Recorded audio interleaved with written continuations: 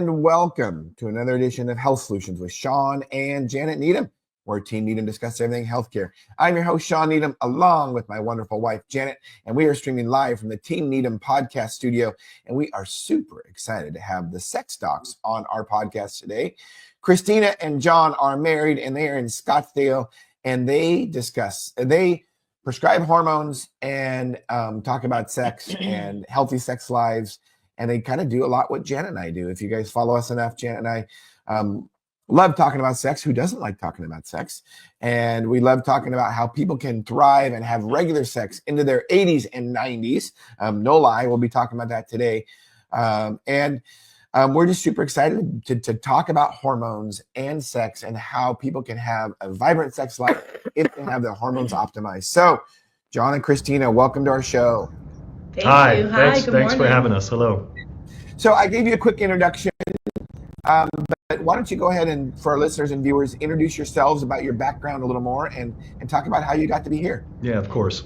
My name's Dr. John Robinson, and this is my lovely wife, Dr. Christina Romero-Bosch. We're both naturopathic medical doctors. We practice in Scottsdale, Arizona, and we've been practicing now for the past 18 years.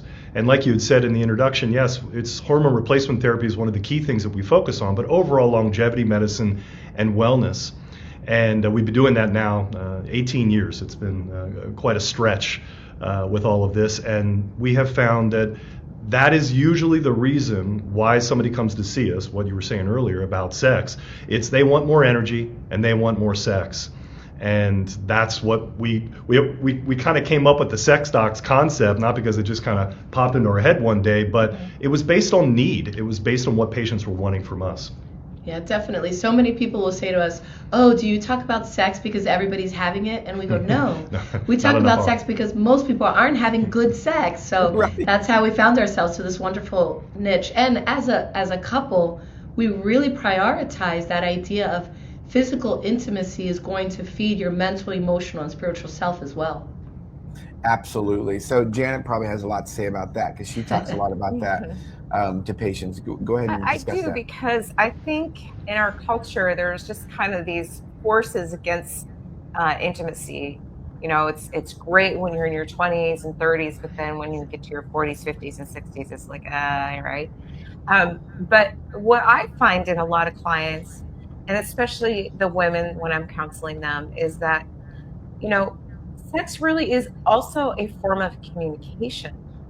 I mean, we forget about that. That's a part of your communication between you and your partner. And if it's missing, there's a piece that's missing and you know it. And I really strongly believe that, especially my peri and menopausal, and it could be, you know, earlier in life too, that this can play a role in the destruction of somebody's relationship. Because, you know, if you're not willing and your partner's finding this as being a problem, I think sometimes that leads to the brokenness of relationships. Yeah, I think that's so interesting you're saying about communication, because I think we think that good sex really is about yourself first, meaning your best sexual partner is you. That's right. But if you don't communicate that to your partner, then they don't know. So it's up to both people to make sure they're talking about what their wants and needs are regarding, let's say, just say the sexual process. It's very, very important to have that communication. But then it's also a communication of expression of yourself and of love as well. That doesn't even have to necessarily always be about actual intercourse, but it is about the intimacy of communication. Yeah, I would agree. I think at least in American modern culture, although I would venture to say that probably we're seeing this more and more throughout the world, this hyper sexuality and that we're seeing as the norm is not representative of how sexually dissatisfied people are at any age. And it's not representative of the lack of intimacy that we are seeing as a modern phenomena that is really damaging every aspect of a person's health and wellness, their health and wellness as a couple, and as John is saying, their health as an individual. Yeah, absolutely. And one thing I say often is that, you know, if you're not having regular sex with your significant other, with your spouse, then really you're essentially just roommates. And I know a lot of people are really gonna be I'm gonna be hated for saying that, but seriously, that's really what separates us as being just friends. I mean, you can still be friends but not have sex, but if you're not, that's what separates us as a married couple is being intimate. That's right, Shawn. Thank you for saying that. I agree. I think it's definitely not a popular concept. A lot of people will get upset about it. I think, unfortunately, a lot of there's this idea that it's usually the women who aren't wanting to have sex, and that's not true, John, right? No. Actually, in our practice, we tend to see that a lot of times it's the other way around, right? Yes, or either the guys are, or having an inability, and once a guy has any level of issue downstairs, then that starts to affect his ego and how he's feeling, and then people go without it. I mean, back to what you were even saying, whether it is men or women, I think as people are getting older and they start to have the physical issues that don't allow them to have sex, whether that's vaginal dryness or erectile dysfunction for men, then they just kind of go, I don't have to have it. They learn to live without it. I mean, patients say that all the time. I don't know, I just learned to live without it, and then they accept their fate. Yeah, they resign. Yeah, and they resign. And this concept of desire to have sex, it's so multifactorial.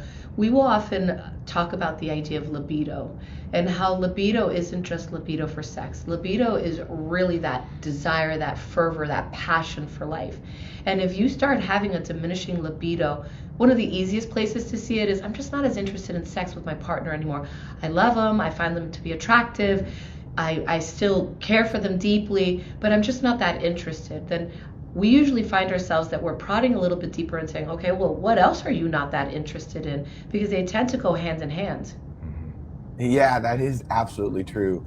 And going back onto kind of how this manifests or progresses, and from my experience when talking to men and talking to women, I like what John said about usually it's, when men start having health issues in their 40s and 50s where, their libido drops. Now, unfortunately, you guys might be seeing the same thing. We're seeing that younger and younger now in men. I mean, we're seeing 20, 30 and 20-year-old men that have, low testosterone, decreased libido, erectile dysfunction. And I mean, that's a scary thing to think about, because when you're in your 20s as a man, you should not be having those kind of issues. Yeah. So it's a global decline. Back in 2017, I had the opportunity to speak in London, and the topic that I spoke on was the global decline of testosterone and sperm in men. And I wrote a paper about it and sort of presented that, and that was back then, and we were seeing, it was very clear even then with the understanding of the research that there was this 3-generational decline of both testosterone and sperm in men, inevitably, and then of course affecting libido. So we've seen this. It's a problem, and it's multifactorial. There's a lot of reasons why it's happening. The air we're breathing, the food we're eating, the food we're not eating, pesticides, phthalates, and other things found in plastics.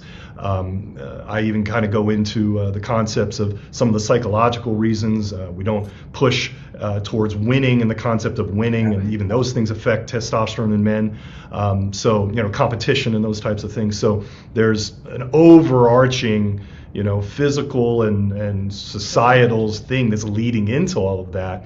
And now I think with this younger generation, now I'd say Gen Z is becoming of age where they're having sex. They're not having sex anywhere near the way our generation would be or our parents' generation were. And the testosterone is not just a man hormone. I mean, it's extremely important in women. Like Janet, like what you were saying, we're getting perimenopausal females, and the reaction through most conventional physicians, and I'll say there's even naturopaths out there who treat very conventionally. And they say, oh, you're past your reproductive years. Like, what do you actually need that for? Well, I don't know. Heart health, bone health, mental clarity, the prevention of chronic disease. How about everything? Quality of life. It's such a ridiculous notion. So sex and sex hormone replacement is not about just having sex. It's about what sex means as part of a healthy life, like you're pointing out. So many practitioners. Oh, excuse me. Go ahead. No, you're fine. I agree with that. Yeah, I think there's a lot of practitioners that are quite lazy. I mean, when you were saying all of it, there's like often a lack of an imagination or willingness to move forward. And we see this, what we were saying, naturopath, you see with conventional doctors, pharmacists, whatever, they go, I don't know. because they don't know the answer, they say, well, then you should just live with it. Because if I had the answer, I'd tell the answer. But since I don't have the answer, I'm just going to say, let's all resign and say, there's nothing you can do about it, live with it. Or they don't have time in the first place to listen to the questions. I mean, you have to be an investigator.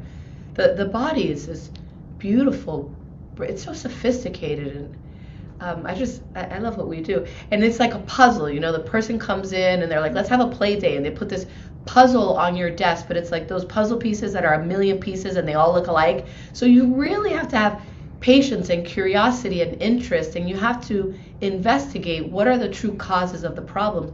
If you're in a medical practice where you don't have an opportunity to take the time to ask those questions, it's very overwhelming and it's very dissatisfactory. So you just say next, you know, you move on to the next thing.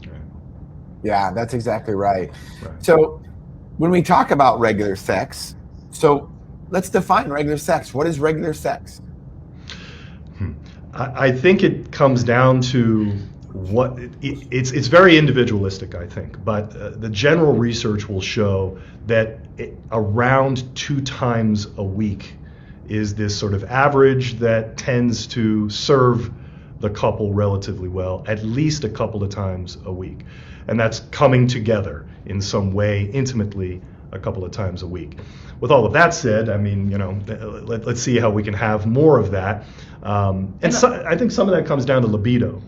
Meaning, libido means psychological desire and drive to want to have sex. Then there's the actual act.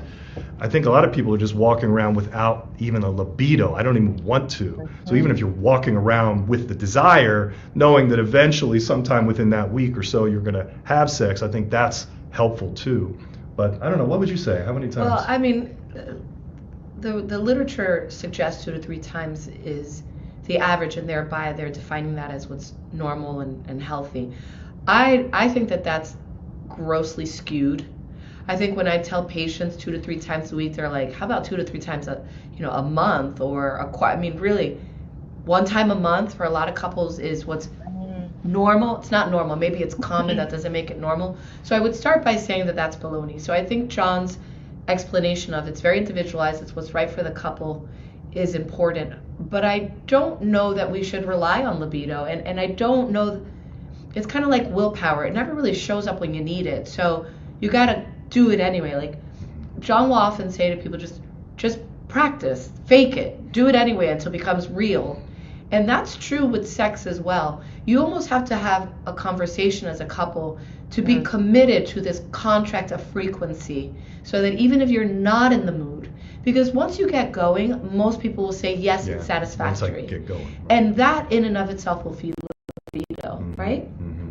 Yeah, we've got a challenge. We've said the 30-day challenge, so we'll challenge patients to say, no matter what, no matter how long it is, you don't have to, it's not a production, but do it at least once per day for 30 days. And it can be really profoundly influencing to the intimacy of a patient's, of their couple sort of nature of themselves. It's really profound.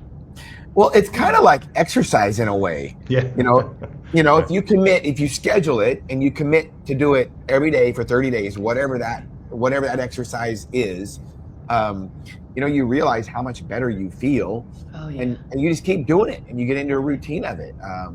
So I know there are some people that they schedule sex, and I don't think that's a bad idea at all. I think it's a great idea. I mean, I think when people first get involved in a relationship, everything's spontaneous. It feels that way. But, once there's life, there's a, job and career and kids, all of these things necessitate that kind of, penciling it in, so to speak. And I think that does help. Yeah, when I was younger, I remember Shawn and I now, we started dating when I was 25, and I'm 46 now, so that's good chunk of my life. And I would be like, scheduling date night? That's terrible. That's couples who don't prioritize each other, blah, blah, blah. Right. I mean, let me be the first to tell the young listeners out there, there's absolutely nothing wrong about having structure in your life, because actually that's habit. And whenever you have a habit, what do they say? It's 3 days to fall out of a habit, but 3 weeks to establish one. And that's pretty darn true. So if you create the habit of sexual intimacy, then you will find that you have more and more time and more conscious desire to have the sex, because you're not always in the mood, but maybe your heart is in the mood or your brain is in the mood. Like you think, God, we haven't been together in 4 days. Let's make sure we do that. And just let it unfold that way. It doesn't always have to be this romantic escapade. Yeah, performance. Right? Yeah, performance. But right. there certainly are physical things that get in the way of libido, both, again, for men and women. And I think we were going to maybe talk about some of those things as it relates to hormones and those types of things. Yeah, Janet, you got some stories about women and vaginal dryness. So, I'm throwing the medical community under the bus on this one, because it isn't just couples that say, oh, well, and are defeated. It's also our medical community that says, if it hurts, here's some lidocaine. And, and I've had multiple women come to me. And one actually was a couple. The gentleman came in with his wife, and he was like, this feels, this feels almost on the border of rape. If I know my partner is not comfortable and enjoying what we are doing together, I have issues with this. I am not comfortable with what we were just told. I'm like, yeah, I don't either. Let's find somebody who can help you. Right. So let's just kind of talk, I think, from the female perspective of some of the things that we recommend to women because it does happen as we age with some women, that we do have some irritation and dryness. Right. That's impactful. Yeah. Well, step one, some form of assessment of their hormonal status. Particularly, we think of estrogen, and I think that's obviously priority when it comes to the vaginal vault. But, my mentor, who was an OBGYN, would say testosterone rules the vulva, and that includes DHEA. When you're balancing, let's say, those three things, and we could throw in progesterone there, then now you're having more direct vaginal health. So and what I mean by that is also internal, taking the hormones somehow internally, getting it into the system, and regulated that way, but then directly affecting the tissues of the vagina with topical creams, and these kind of things can be fantastic. And that's how we tend to kind of approach it. Get the levels regulated internally, while in the immediacy, I always say, I'm not into suffering. I want my patients to get out of suffering as quickly as possible. So we'll do something topical for them in the meantime, while the hormones are regulating internally. And that tends to, most of the time it tends to do it. And that's a good point about using the topical. The topical in lieu of systemic hormone replacement. Again, we're talking about sex hormone replacement, because really, just as a quick tangent, when we're thinking of things even like vaginal dryness, sex hormones are just the elephant in the room. But really, usually you need to delve a little bit deeper. What are the other hormonal systems doing? What's the gut doing, etc.? But focusing on the sex hormones, the creams are going to give some palliative relief to the local area, but I don't find that you're going to get the type of deep healing that a person needs using creams alone. So usually systemic replacement, whether it's pellets or injections, I think are our preference. That tends to be necessary when you're having that degree of tissue sensitivity and friability. Sure, but you of course can achieve those serum levels through creams. You can do it through troches and lozenges and these kind of things. But the main thing is to get the levels up, keep them up, and then affect the tissue. The other thing that we do is something called the O shot, if you're familiar. This is using platelet-rich plasma. We draw blood from a patient. We separate out the active growth factors that are found in everybody's blood, and then we can strategically inject that into the structures of the vagina. We can do it with the penis. That's called the P shot. But with the O shot, we're putting that into the anterior vaginal wall and into the clitoris after they're extremely numb. I always like to make sure I'm saying that as quickly as possible. You're extremely numb.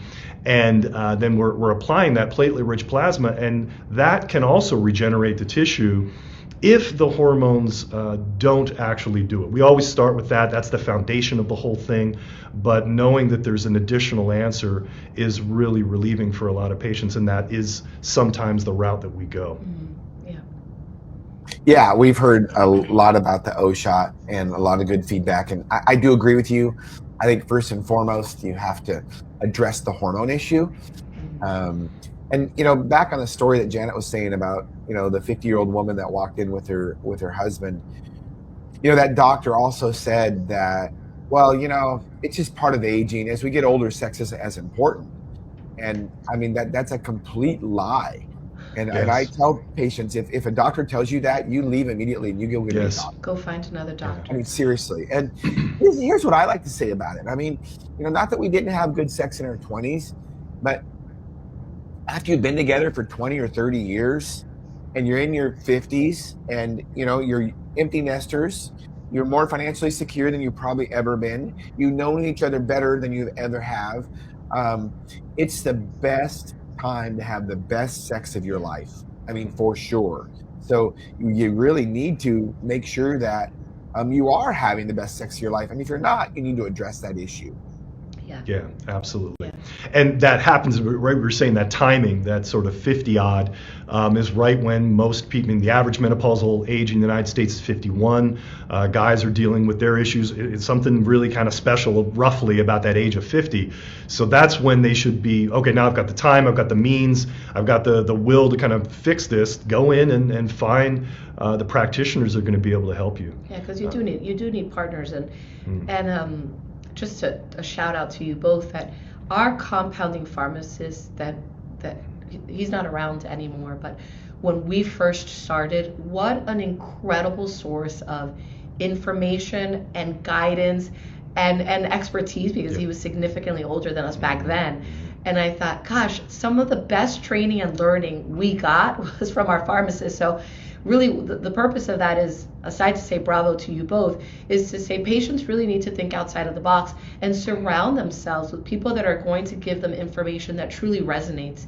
If you're having information from your health practitioner that is making you feel like your worries or your questions are dumb, then that's like a flashing yellow light that you got to move on. Doesn't mean that you're dumb. It doesn't even mean that they're dumb. It just means that's not the right choice for you. So I would say quickly move on. Yeah, and it is. It's not maybe maybe they are dumb a lot of times, these practitioners, Right. but they're unimaginative and they're unwilling. They're sort of ensconced inside their own box and they can't get out of it. And that's just not what medicine is about. That's not what healing and health is about. It's supposed to be imaginative. I always say to my patients, healing is always an option, and we approach it from that perspective.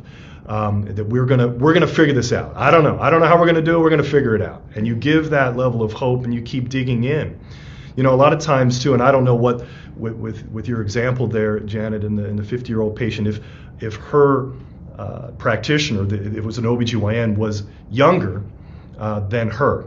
Because I've seen this with some of these younger kids coming out of school, and even females. You would think the females would be more understanding. A lot of times they're like worse than the guys in a certain way, because they go, nah, you don't need that, or I've read that they start talking about breast cancer and all those kind of things, and they just sort of resign and go, no, there's nothing you can do. You shouldn't do any of that. You're old. This is yes, it. but I've seen those same patients come back to me and say, well, that I stuck with that OBGYN. Well, now she got a little bit older, and now she's saying, what's the name of that guy that you see? Right, that's right. Who's that? I need a referral. Right. Help. Yeah. Yeah, we've been doing this long enough where we've seen it. We got called crazy 20-some years Right. ago Yeah. by certain doctors. Then all of a sudden, when they're at the age or their wives are at the age, they're like, hey, I got some questions for you. That's right. Funny how that works. Yeah, that's true. The other piece about the story that you share that's so important to know is that the man, the husband, was so genuinely interested in the enjoyment of his wife. This is a piece that brings a lot of couples in, because women will often report to me, talking about libido again, my husband is starting to get worried or frustrated that I'm not having an orgasm. He's starting to think the problem is him, or the problem is the relationship. And that's very untrue in most cases, right? If they're coming to us saying, can you help me with this? It's usually because they want their husband to be equally pleased.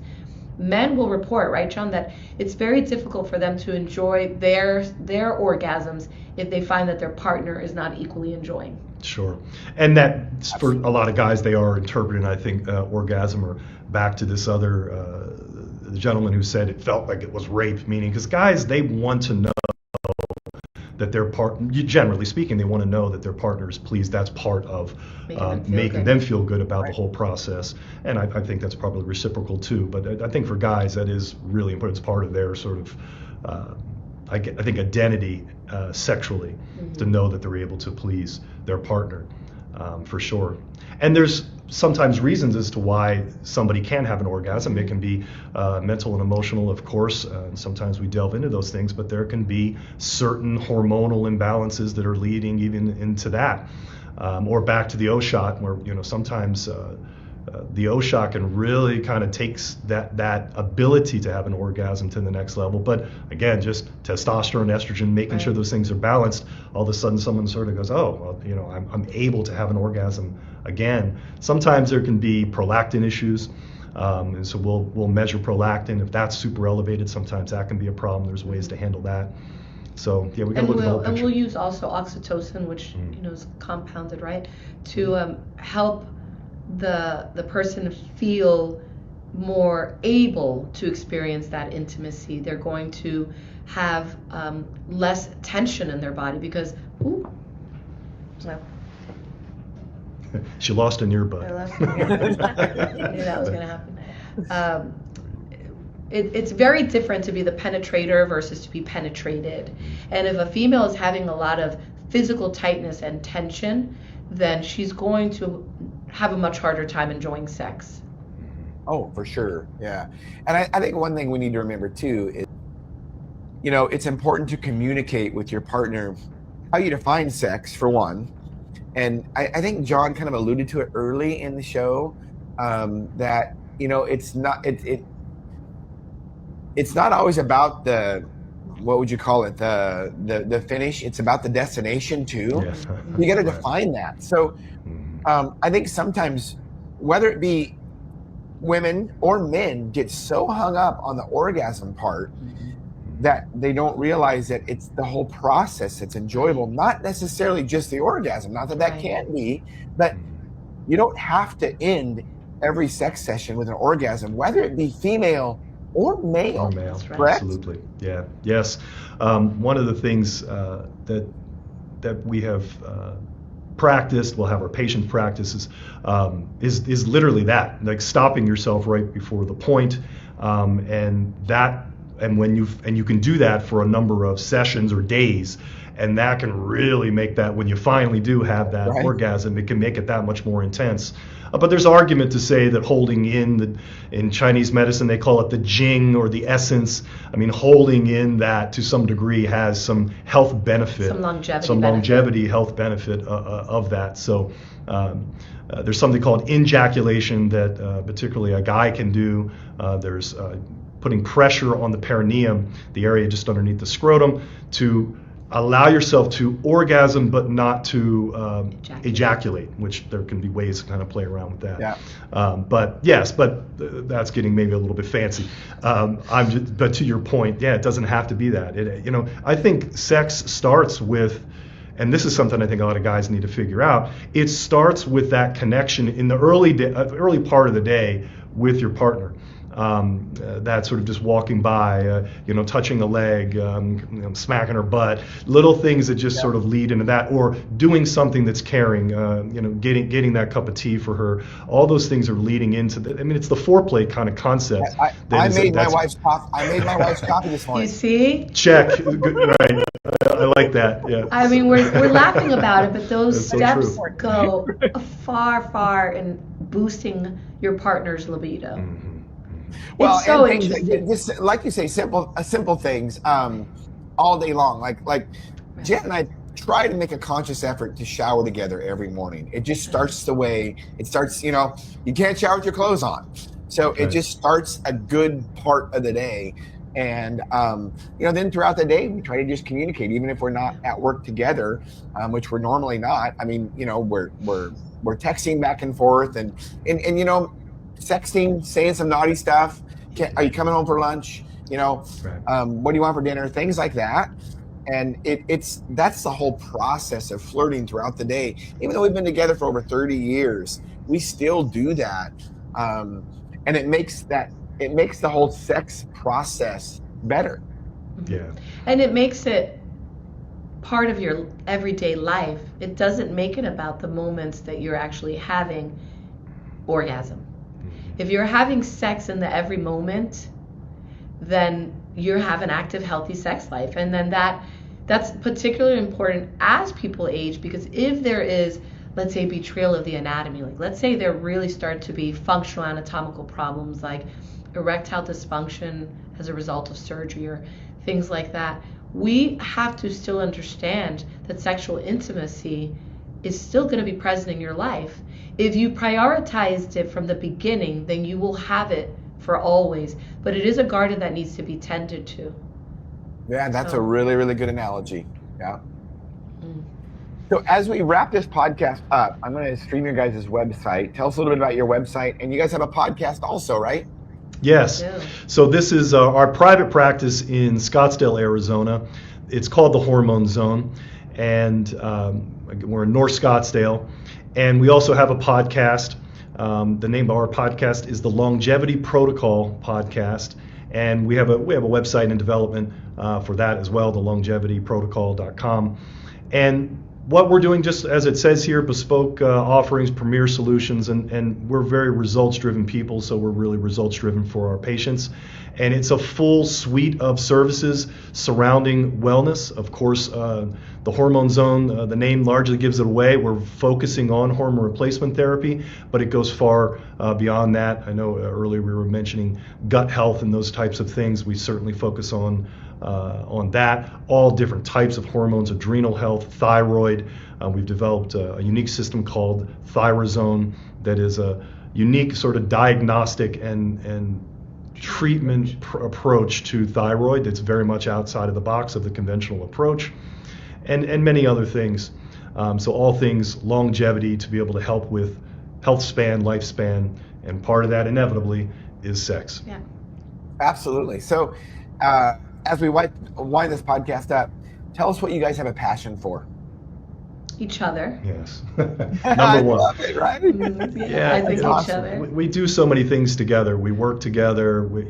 This to us that we're doing right now, we do not look at like this at work. I mean, aside from the fact that you're all extremely lovely to talk to, and it's been super entertaining. We don't see this as work. This is date night for us, so to speak, and that's we're passionate about each other, and we're very passionate about what we do. About being we always say that we don't help patients, we serve them, and because we see it as a higher calling. Like you don't help in the Army, you serve in the Army, in the military. So we see it as something that's really, really necessary out there, and really exciting to be part of a resurgence. I think right now, currently, the culture's really waking up towards these types of things even more, and I've been involved in wellness now for over 30 years, so to see this, that's what I think we're passionate about, is a message that we've been saying for a very long time, that now people are, through podcasts and these types of things, really waking up. Yeah, I would say, to piggyback on that, is we're extremely passionate about demonstrating relationships like yours, relationships like ours, because this is not a myth. This is not the unicorn, the fabled unicorn. Right. What it is an active engagement in your own health, active engagement in your partners, active engagement in the relationship as its own entity. If there's one thing aside from each other that we're most dedicated to, which of course each other includes our family, is going to be demonstrating to the world around us that life is meant to be lived well. Yes. For as long as possible. So let's enjoy together, learn from each other, and joy and health and goodness are very contagious. But find a partner that will help, find a health partner that will help you and your intimate partner make that a reality for you as well. Absolutely. Absolute truth. You guys have so much in common with us. We got to meet you guys in person sometime. Yes. For sure. We look forward to it. We would love that, definitely. Yeah. Thank you so again so much. Yes, thank you. Thank you for being on and helping us realize our goal, which is to educate and empower individuals to take charge of their own health. So thank you for helping us realize that goal. Thank you. Have a very Merry Christmas, and we hopefully see you soon. And hang on till after the podcast so we can chat just a few minutes off air. Sure. Okay, sounds good. Thanks Thank again. you both. Bye-bye. Yeah. And listeners and viewers, thank you for tuning in to Health Solutions with Shawn and Janet Needham. Tune into our regularly scheduled podcast, 12:30 to 1:30 Monday Pacific Standard Time. Thank you.